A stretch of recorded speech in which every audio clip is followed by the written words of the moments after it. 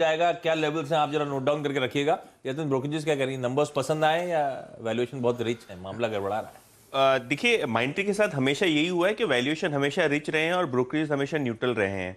उसके बावजूद स्टॉक ने सबसे बेहतरीन फिर परफॉर्मेंस दिया उसमें है मिड लॉजिक कैप बैठ जाता है आईटी ना, में। महंगा है तो महंगा ही मिलेगा। हाँ, महंगा है तो महंगा ही मिलेगा। तो ब्रोकरेजेस इन जनरल जो है न्यूट्रल कॉल बनाए रखे हुए हैं। और जैसे नीरज जी ने कहा कि गाइडेंस अच्छी थी, ग्रोथ की जो बात कर रहे हैं मैनेजमेंट वो अच्छी है। देखें अगर आप तो इक्वल वेट और न्यूट्रल के आपके स्क्रीन्स पे ये जो रेटिंग आ रही है। हालांकि अगर हम टारगेट देखें तो सभी ने थोड़ा बहुत टारगेट बढ़ाया है। गोल्डमैन सैक्स का टारगेट है 3744, नोमुरा का टारगेट स्ट्रीट पे ऑलमोस्ट मॉर्गन स्टैनली जितना है, लगभग 4300 4450 के आसपास की रेंज।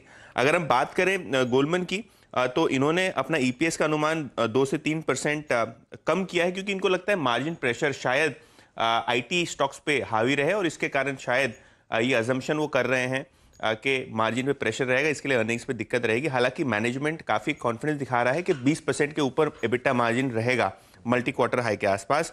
और अगर हम बात करें क्लाइंट मेट्रिक्स की, तो राइट डायरेक्शन में इनको डील्स काफ़ी सारी अच्छी मिली हैं, ऐसा नोमुरा का मानना है। और मॉर्गन स्टैनली का मानना ये है कि ईपीएस के जो अनुमान है स्ट्रीट के कम है, लेकिन काफ़ी अचीवेबल है मैनेजमेंट गाइडेंस के हिसाब से। तो रिजल्ट्स में कोई डिसअपॉइंटमेंट नहीं, अब वो वैल्यूएशंस से ज्यादा अपसाइड फंडामेंटली नजर नहीं आता। लेकिन रजत दा, कल टसल वाला दिन था बुल्स और बियर्स के बीच में, माइंट्री के नंबर्स से पहले इन्फोसिस के रिजल्ट्स के बीच में लोअर लेवल से एक रिकवरी भी स्टॉक में देखने को मिली थी। कैसा पॉइज्ड है माइंट्री?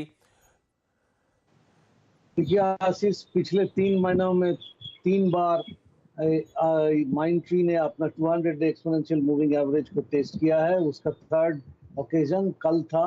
कल एकदम 200 डे एक्सपोनेंशियल मूविंग एवरेज के नजदीक पहुंच के फिर बाउंस किया है, हैमर लाइन फॉर्मेशन दिया है।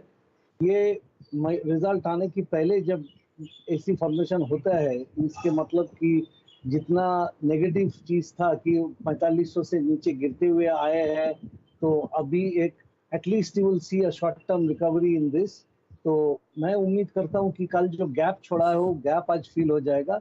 ऊपर में करीबन 4100 से 4250 तक की उम्मीद करना चाहिए, क्योंकि उस लेवल पे 9 day 50 day 20 day all moving averages are there, तो वहां पे कुछ रेजिस्टेंस आ सकता है। बट यहाँ से तो एक बार बाउंस बैक जरूर दिखाएगा, ऐसा ही मैं उम्मीद करता हूँ।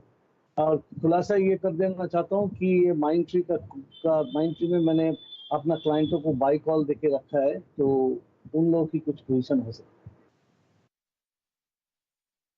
तो एक स्टैंडर्ड डिस्क्लेमर भी अगर आप देखें रजत जी की तरफ से है कि उनकी तरफ से पहले ही इस स्टॉक पे एक बाय रिकमेंडेशन है, उस चीज़ को याद रखिएगा। और कल का लो माइंट्री का एक 200 डे एक्सपोनेंशियल मूविंग एवरेज भी है, उस चीज़ को याद रखिएगा।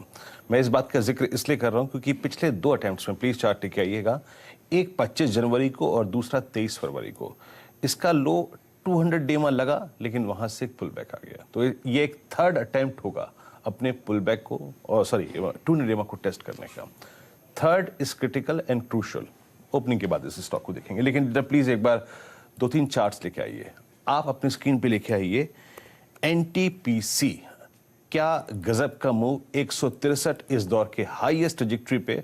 और आप समझ लीजिए जनाब कि ये अप्रैल 2011 के बाद का अब तक का सबसे सर्वोच्च स्तर है, यानी ऑलमोस्ट एक डेकेड का हाई। आप कोल इंडिया लेके आइए। लेकिन खबरें क्या हैं पावर स्पेस पे, नीरज जी से बात करते हैं। नीरज जी, उस लिस्ट में यूपी का भी नाम है, थोड़ा सा मुझे परेशानी हो रही थी, खबर क्या बताइए? महाराष्ट्र का भी नाम है, हमें भी दिक्कत है एक्चुअली।